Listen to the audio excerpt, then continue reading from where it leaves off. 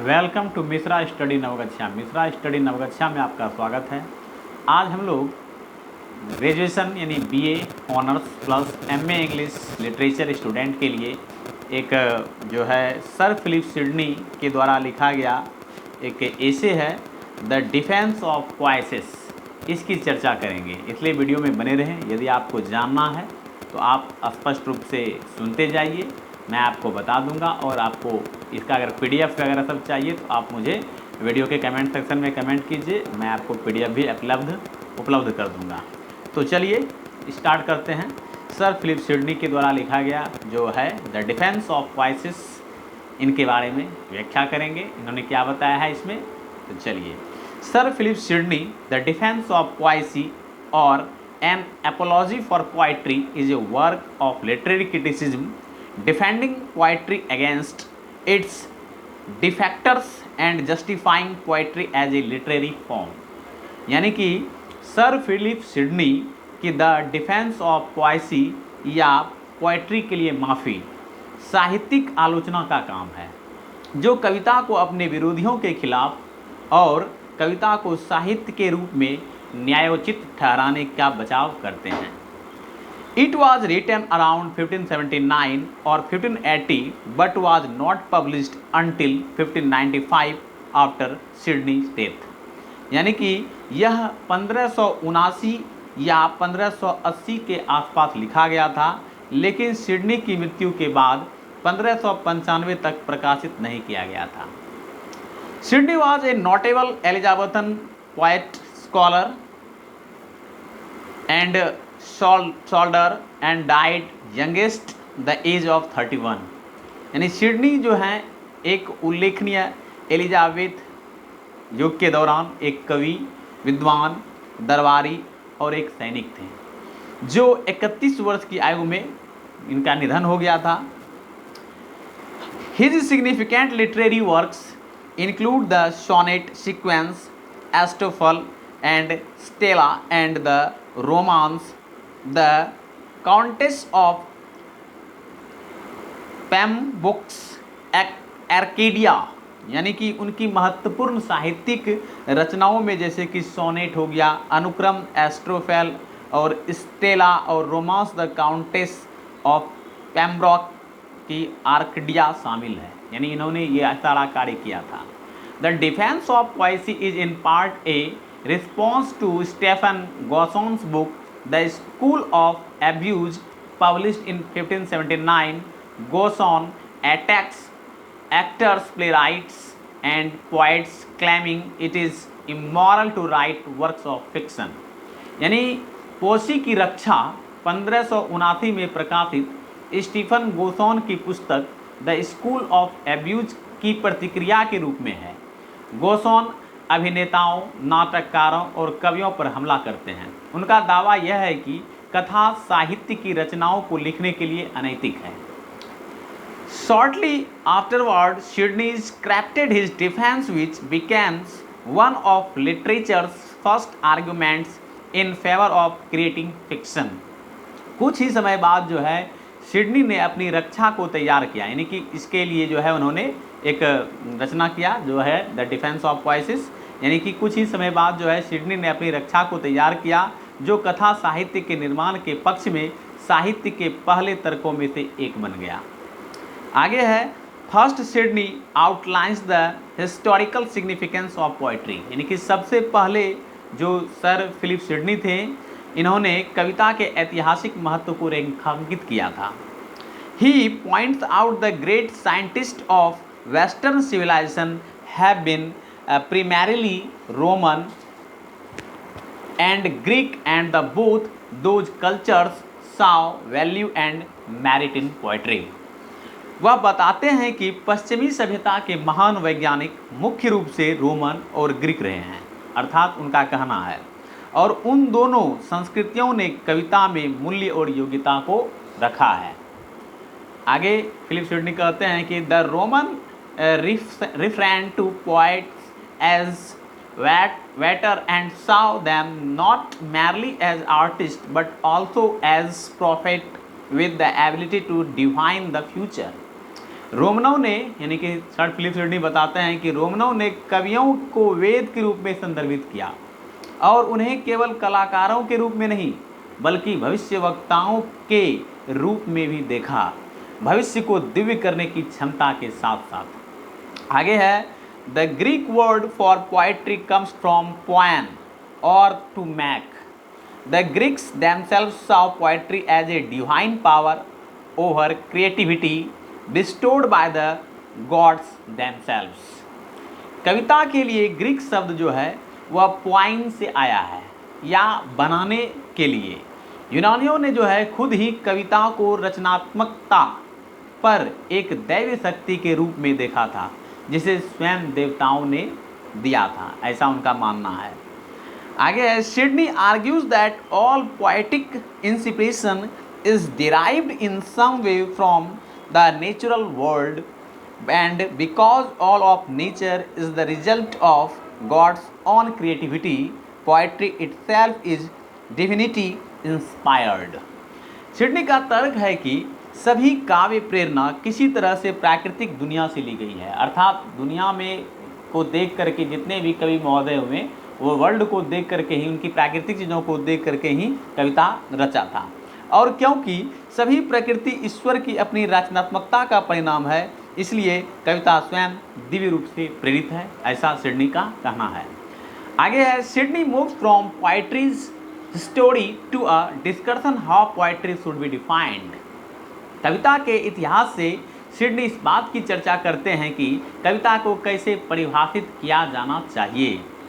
He brings up Aristotle's word to describe poetry, memes, which translates to some things like counterfeit or imitations. Sidney argues that although it's possible to describe poetry as an imitation of something else, poetry is not limited to descriptions of the real world, and its success is not measured by how well it represents reality।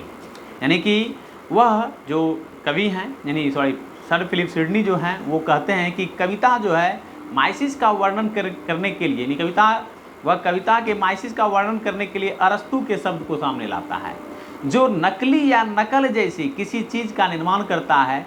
Sydney तर्क देते हैं कि यद्यपि कविता को किसी और चीज़ की नकल के रूप में वर्णित करना संभव है, कविता वास्तविक दुनिया के विवरणों तक सीमित नहीं है और उनकी सफलता को इस बात से नहीं मापा जाता है कि यह वास्तविकता का कितना अच्छा प्रतिनिधित्व करता है। He uses an artist model as an example. साथ ही जो है वे उदाहरण के रूप में एक कलाकार के मॉडल का उपयोग करते हैं। आगे देखिए, आगे है, the finished painting is not necessarily judged by how closely the artist subject resemble the model। यहाँ पर कवि सर फिलिप सिडनी जो है वो कहते हैं कि पेंटिंग कविता में ज़रूरी नहीं है, कलाकार के विषय मॉडल से कितनी बारीकी से मिलते हैं वो इम्पॉर्टेंट है। आगे कहते हैं, the paintings as a whole is about the artist interpretation of the subject. यानी कि जो हम लोग कविता में डालते हैं, चाहे वह पेंटिंग हो या कुछ भी हो, वह समग्र रूप से कलाकार की व्याख्या के बारे में है।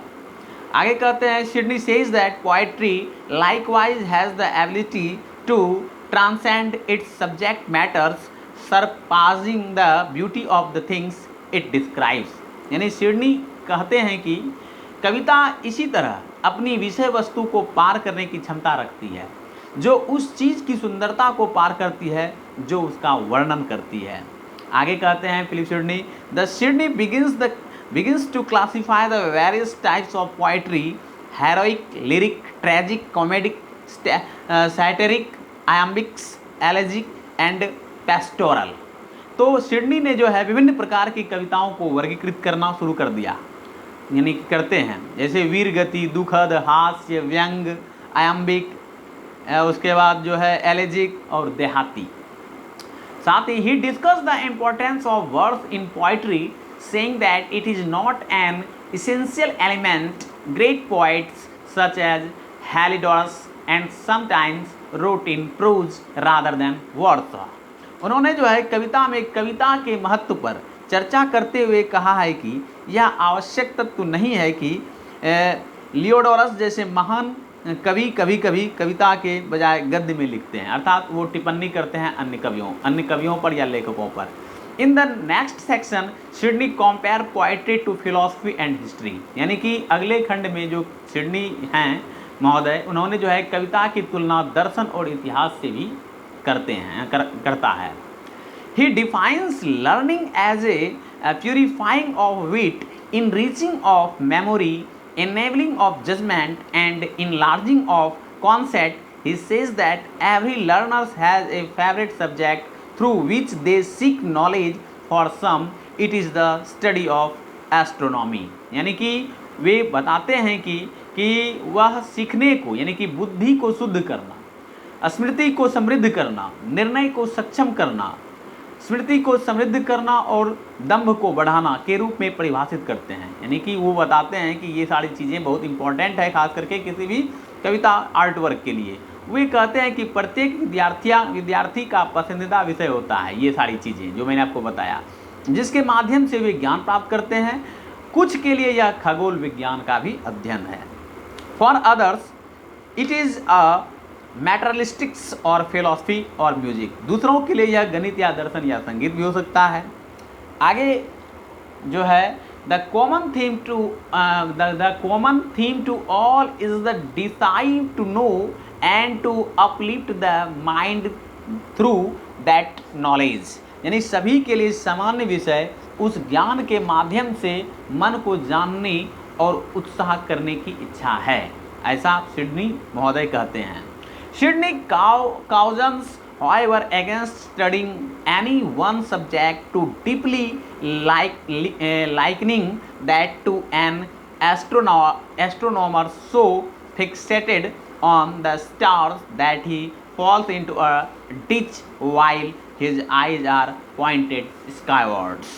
यानी कि सिडनी ने जो है चेतावनी भी दी है, हालांकि किसी भी एक विषय की गहराई से अध्ययन करने की तुलना में एक खगोलविद की तुलना में सितारों पर इतना तय किया गया है कि वह एक खाई में गिर गया जबकि उसकी आंखें आकाश की ओर इशारा करती है। यानी कि कविता कैसी होनी चाहिए इसके बारे में भी विशेष रूप से कुछ सिमिली मेटाफर का उपयोग करते हुए बताते हैं, यानी कि उसको हाईलाइट करने का प्रयास किया है इन्होंने। He says all students of the sciences should not only devote themselves to their passion but aim to serve a higher purpose with their knowledge. उनका कहना है कि विज्ञान के सभी छात्रों को न केवल अपने जुनून के लिए समर्पित होना चाहिए बल्कि अपनी ज्ञान के साथ उच्च उद्देश्य की सेवा भी करनी चाहिए। Sidney continues saying that poets combine the best traits of both philosophers and historians. Sydney कहते हैं कि यह कहते हुए जारी रखते हैं अपनी बातों को कि कवि दार्शनिकों और इतिहासकारों को सर्वोत्तम लक्षणों को जोड़ना चाहिए। He criticizes historians saying that they are trapped in the past and rely on the testimonies of others. उन्होंने जो है इतिहासकारों की आलोचना करते हुए कहा है कि वे अतीत में फंसे हुए हैं और दूसरों की प्रशंसा पर भरोसा करते हैं। Philosophers, on the other hand, look too much towards the future to busy pondering what might be to pay attention to the present. दूसरी ओर दार्शनिक भविष्य की ओर बहुत अधिक देखते हैं, बहुत व्यस्त रहते हैं जो वर्तमान पर ध्यान देने के लिए हो सकता है, ऐसा उनका मानना है। Sidney says that poets represents a balance between the two extremes, able to reflect on the past spectacles about the future and make observation about what is happening in the present. देखिए Sydney का कहना है कि कवि दो चरम सीमाओं के बीच संतुलन का प्रतिनिधित्व करते हैं, अतीत को प्रतिबिंबित करने में सक्षम है, भविष्य के बारे में अनुमान लगाते हैं और वर्तमान में जो कुछ हो रहा है उसके बारे में टिप्पणियों को ही वे बनाते हैं। आगे कहते हैं कि they are best able to make sense the world around us, यानी कि वे हमारे आसपास की दुनिया के बारे में जानने में सक्षम हैं। कौन? ऐसे व्यक्ति जो दार्शनिक प्रवृत्ति के हैं। आगे है कि next Sydney addresses arguments origin poetry, यानी कि जो है इसके बाद जो है सिडनी ने कविता के खिलाफ दलीलों को भी संबोधित किया है। He says poet can not be classified as liars if they are not attempting to fill the truths. वे कहते हैं कि यदि उन्हें सच बताने का प्रयास नहीं किया जाता है तो कवियों को झूठ के रूप में वर्गीकृत नहीं किया जा सकता है। Poetry is not intended as a historical record, यानी कि कविता जो है एक ऐतिहासिक रिकॉर्ड के रूप में अभिप्रेत नहीं होनी चाहिए। लास्टली जो है जो फिलिप सिडनी है महोदय, इन्होंने कहा है कि it is not meant to be accurate but to convey emotion and feeling a source rather than an accurate set of factors। यह सटीक होने के लिए नहीं है बल्कि भावनाओं और भावनाओं को व्यक्त करने के लिए तथ्यों के एक सटीक सेट के बजाय एक भावना के रूप में एक कविता की रचना की जानी चाहिए। तो ये तमाम चीज़ें जो इन्होंने बताया था मैंने आपको बताया। कुछ इम्पोर्टेंट टॉपिक था, शॉर्ट था, जो मैंने आपको बताने का प्रयास किया।